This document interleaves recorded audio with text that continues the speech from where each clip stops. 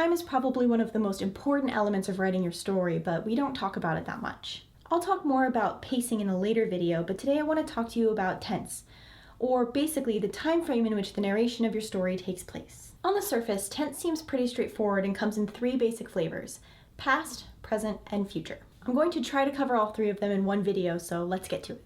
First, let's talk about the rarest and weirdest tense, future. As you might guess, when you write in future tense, all of the events in your story happen in the future. For example, I will pick up a fresh carton of milk and spill it on the floor. I'll leave it there for my would-be captors to find, soon to spoil in the summer heat. They won't understand the significance of the milk, but knowing it will confuse them will be a comforting thought for me. Future tense is a lot like the second-person perspective of tenses. It's relatively rare and can be used to convey a very specific, unique perspective.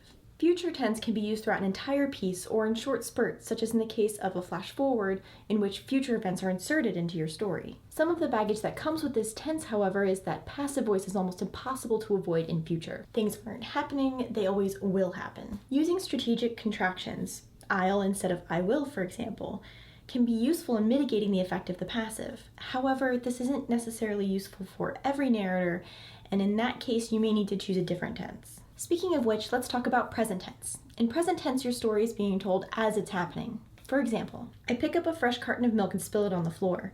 I leave it there for my would-be captors to find, spoiling in the summer heat. They don't understand the significance of the milk, but knowing it confuses them is a comforting thought for me. Present tense is good for telling a story with a lot of urgency. Everything is happening now, right now, not later or previously, and there are no foregone conclusions for the reader to make, such as all of the characters making it out alive.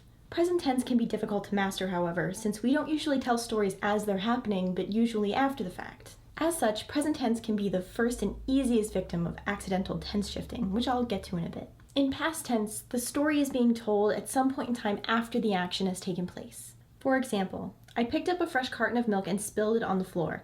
I left it there for my would-be captors to find, spoiled in the summer heat. They didn't understand the significance of the milk, but having known it confused them was a comforting thought for me. There are two major types of past tense, the near past and the retrospective voice. Near past means the story happened recently, like yesterday or this morning. This is a good tense to choose to keep some of the urgency that present tense is known for.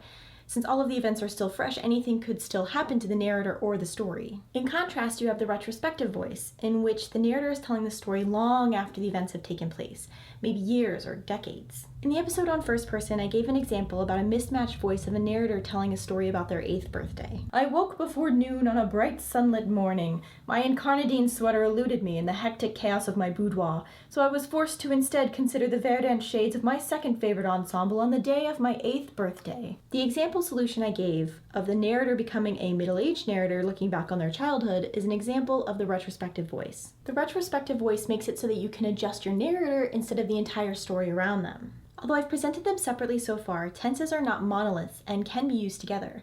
In fact, it's often more natural to utilize what's called a tense shift, or the shifting between tenses. The key here is to be mindful of when and where you're switching from one tense to another. Accidental tense shifts can jolt your reader right out of the story and make the timeline of events instantly confusing.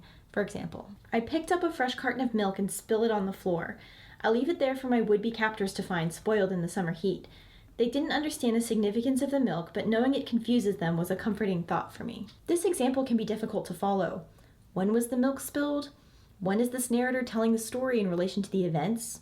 It's very confusing. However, avoiding tense shifts completely and staying totally loyal to one tense can make the narration sound strangely stilted. Let's take a past tense version of my original example and play around with the words a little bit. I picked up a fresh carton of milk and spilled it on the floor. I left it there for my would-be captors to find, spoiled in the summer heat. They didn't understand the significance of the milk, but having known it confused them was a comforting thought for me. It reads a little strange, making the prose potentially off-putting. Let's change some of the tenses around a bit and observe the effect. I picked up a fresh carton of milk and spilled it on the floor. I left it there for my would-be captors to find, spoiling in the summer heat. They wouldn't understand the significance of the milk, but knowing it would confuse them was a comforting thought for me. In this case, the additions of present and future tense actually add clarity. Consider this timeline. Changing spoiled to spoiling makes it clear that the milk isn't spoiled until sometime after it had been spilled, the point after the spilling of the milk that the narrator assumes her would-be captors will find it. Because the narrator was thinking of the eventual captors when she spilled the milk in the past, the future tense makes sense. The comforting thought, however, was happening along the narrator's timeline and makes sense to be the same tense as the rest of the narrative. Basically, tense is relative to the narrator. So if the narrator is talking about their past selves thinking about their future, the future tense actually makes sense. The trick is to try to make the transition smooth, contained, and relevant to the context. Otherwise, you toss your reader right out of the story. Now that you know the different kinds of tense and their applications, you can use tense as a tool to write the story that you want to tell. As usual, I've left a short list of relevant reading in the description. These are stories I think do the best playing with tense. For this week's writing prompt, I want you to write a scene in which a character fantasizes about the future. Maybe they're in class and they're worried about an exam coming up. Or maybe they're a fairy princess, considering conquering the human world.